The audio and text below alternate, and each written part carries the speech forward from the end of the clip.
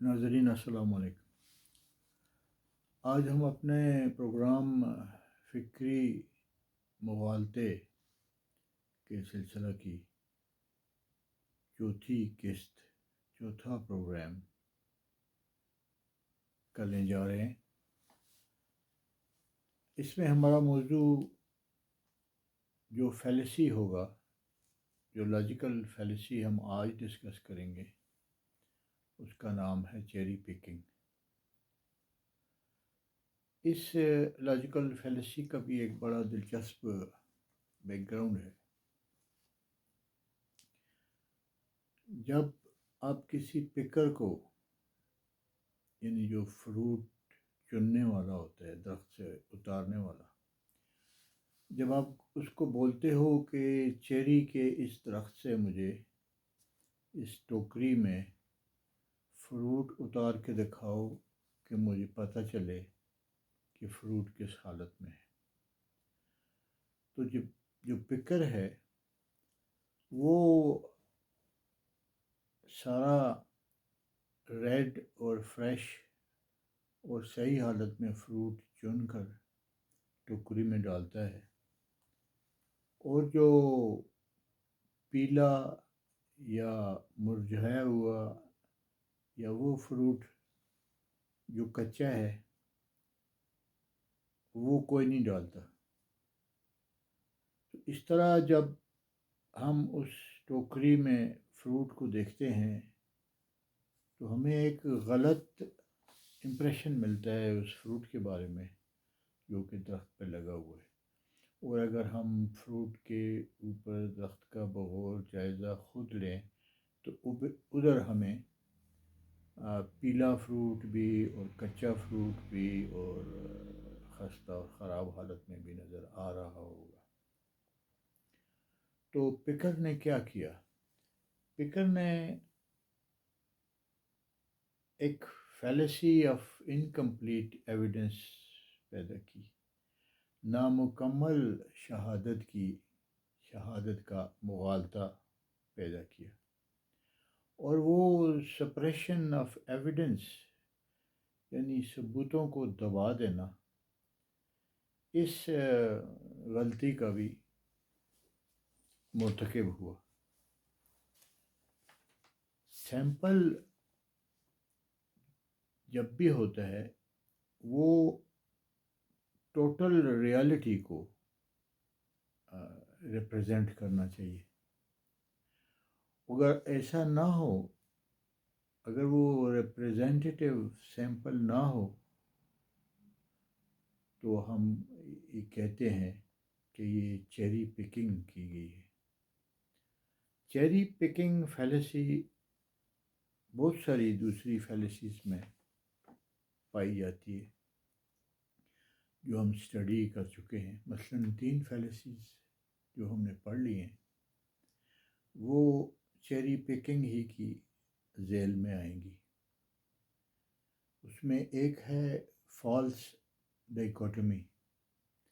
False ڈائیکوٹمی میں ہم نے یہ پڑھا کہ جب کوئی آدمی ممکنات کی یا چوائسیز کی یا آپشنز کی بات کرتا ہے تو وہ پھر اس میں 2 ہی ممکنات کو ظاہر کرتا ہے، گویا کہ 2 ہی ممکنات ہیں، اور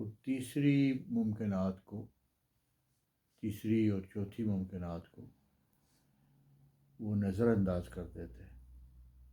تو اس طرح وہ چیری پکنگ کا مرتکب ہو رہا ہے، ایک ریپرزینٹیو سیمپل نہیں پیش کر رہا اور ٹوٹل ریالٹی کو کنسیڈر نہیں کر رہا۔ دوسری لاجیکل فیلسی تھی کنفرمیشن بائس، جس میں ہم نے یہ پڑھا تھا کہ جب ڈیٹا کلیکٹ کیا جاتا ہے، اسٹیٹسٹکس جمع کی جاتی ہیں، تو جو انٹرسٹڈ پارٹی ہوتی ہے، جنہوں نے اپنے بیلیف اور اپنی انٹرسٹ کے لیے کچھ فائنڈنگز نکالنی ہوتی ہیں، تو وہ بھی چیری پکنگ کر کے ایسی شہادت کو، ایسی ایویڈنس کو، ایسی اسٹیٹسٹکس کو سپریس کر دیتی ہیں اور سپریشن آف ایویڈنس کی بھی مرتکب ہوتی ہیں اور چیری پکنگ ہی کر رہی ہوتی ہیں۔ اسی طرح ایک لاجیکل فیلسی جو ابھی ہم نے نہیں پڑھی اور آگے پڑھیں گے، وہ ہے انیکڈوٹل ایویڈنس۔ یہ بھی بڑی دلچسپ ہوتی ہے کہ جب کوئی آدمی اپنے مفروضے یا اپنے موقف کے حق میں ایک قصہ بیان کرنا شروع ہو جاتا ہے، اینیکڈوٹ، ایک کہانی وہ بیان کرتا ہے کہ میں پہاڑ پہ گیا، یا میں نے خواب دیکھی اور میں پھر پہاڑ پہ گیا اور وہاں ایک بزرگ بیٹھا تھا، اس نے مجھے یہ جڑی بوٹی دی اور اس سے میں اس کو کھا کے شفا یاب ہو گیا، اور اسی جڑی بوٹی سے میں اور لوگوں کے بھی علاج کر رہا ہوں، آپ بھی علاج کریں۔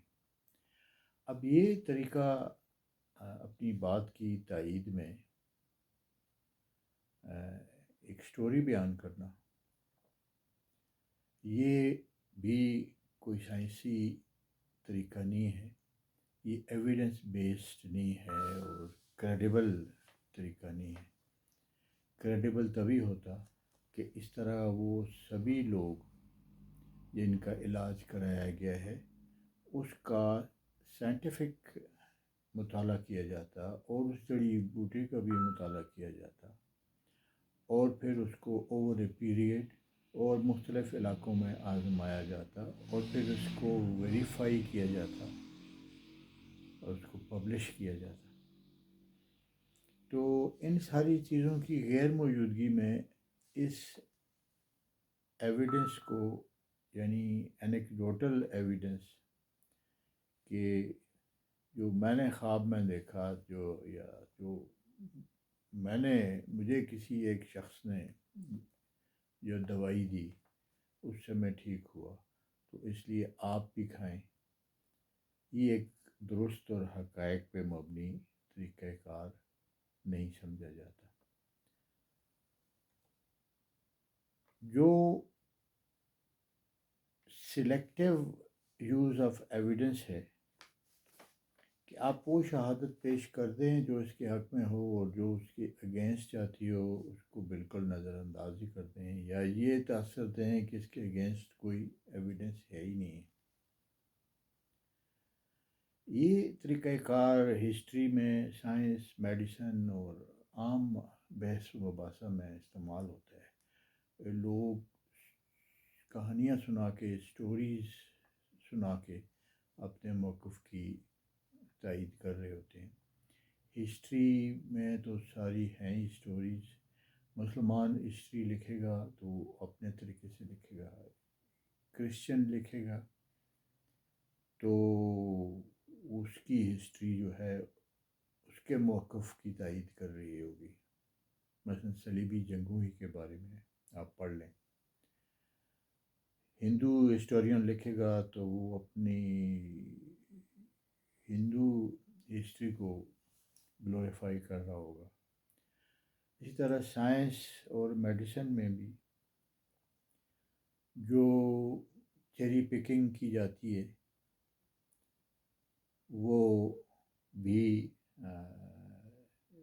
سب پہ ظاہر ہے۔ ایک گزشتہ پروگرام میں نے اس کے اوپر بات کی تھی، اور عام جو بحث و مباحثہ ہوتا ہے اس میں بھی ہم لوگ چیری پکنگ کر رہے ہوتے ہیں، مخصوص باتیں اٹھا کے بیان کر رہے ہوتے ہیں، اور اس سے جو اپوزٹ بات ہے چاہیے کہ اس کو بھی ڈسکس کیا جائے اور اس کو لاجیکل منطقی طریقے سے رد کیا جائے، اس کے خلاف شہادت دے کے۔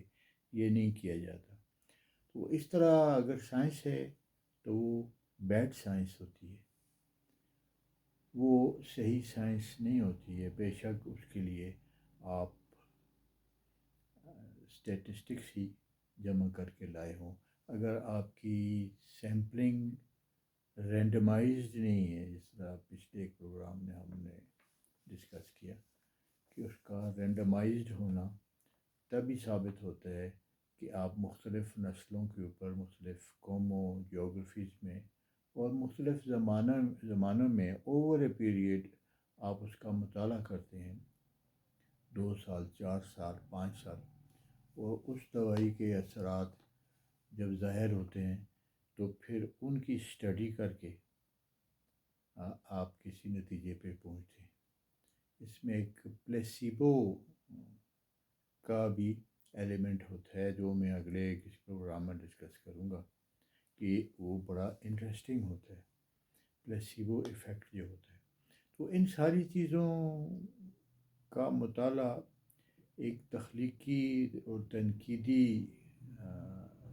سوچ کا متقاضی ہے، ایک سائنٹیفک سوچ ہمیں چاہیے اور کریٹیکل سوچ پیدا کرنے کی ضرورت ہوتی ہے تاکہ ہم درست نتائج تک پہنچ سکیں۔ Thank you very much.